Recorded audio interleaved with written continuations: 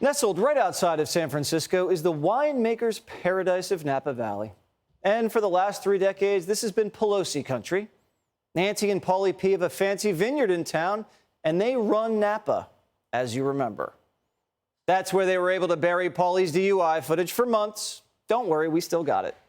The Pelosi's lived like royalty when Nancy was top dog, all while ignoring the struggles of her neighbors, like the workers who cleaned up the 2020 Northern California wildfires.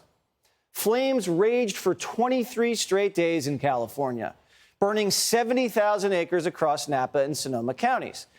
But it wasn't just vineyards that got cooked. The county's landfill reportedly went up in smoke, with workers at Clover Flat landfill saying they were exposed to methane gas and a contaminated water supply during the cleanup. A 15-man crew worked 12 hours a day to clean hazardous materials with nothing more than a mask. And when the workers spoke up, they got fired. And now these same workers are about to file a $300 million class action lawsuit. The former Napa County mayor had been begging Nancy Pelosi to clean this place up for years. She didn't care. She didn't do anything. And now these workers are sick. But her wine remains spectacular. Mayor Geoff Ellsworth joins me now, along with Gary Hernandez, one of the complainants. All right, so Mayor, you told Pelosi about the dangers. What did she say? Hi there. Thanks for having us in this conversation. So I'm the former mayor of St. Helena, a small town in the middle of Napa Valley. Was mayor from 2018 to 2022.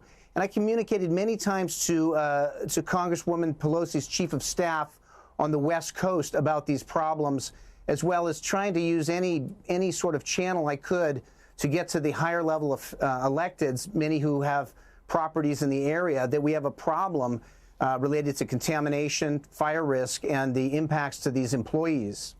Did you get the sense that the Pelosi's were not so concerned about the workers in the area or the general landscape surrounding the vineyard?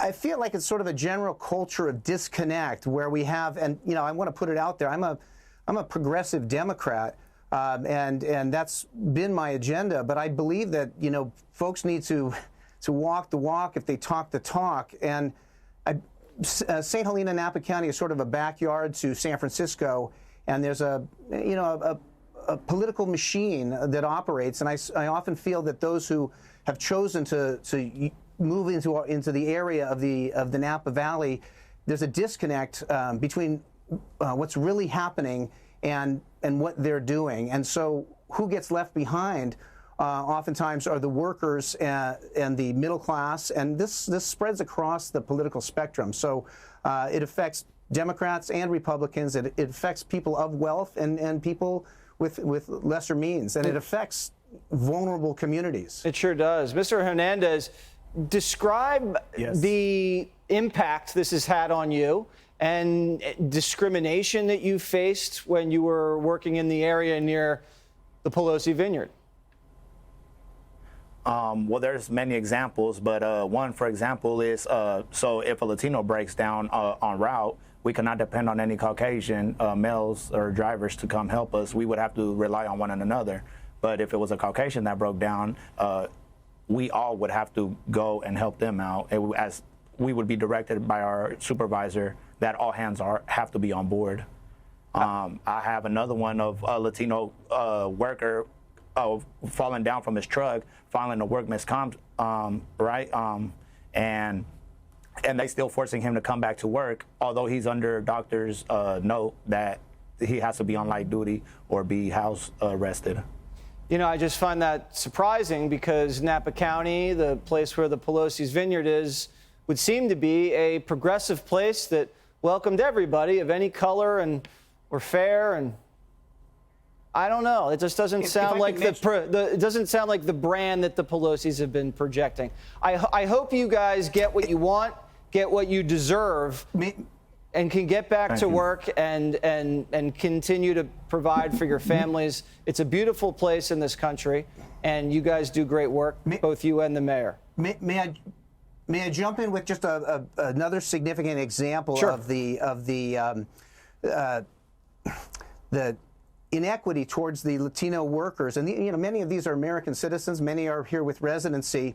But when the Glassfire wildfire burned through the landfill, Clover Flat landfill, owned by at the time the Pestoni family, who then sold it to Waste Connections, the company messaged that it did not burn, but it did burn, and pretty much 100% Latino workers were sent up into the evacuation, smoke, and flame zones before there was any official analysis of the situation.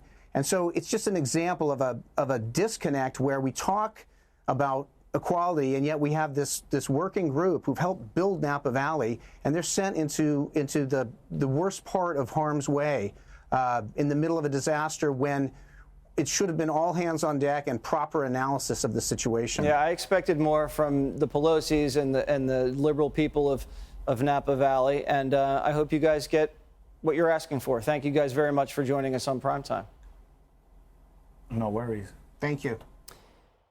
Coming up, the homeless are smoking fentanyl, and now they're building pools on public property. Hey, Sean Hannity here. Hey, click here to subscribe to Fox News YouTube page and catch our hottest interviews and most compelling analysis. You will not get it anywhere else.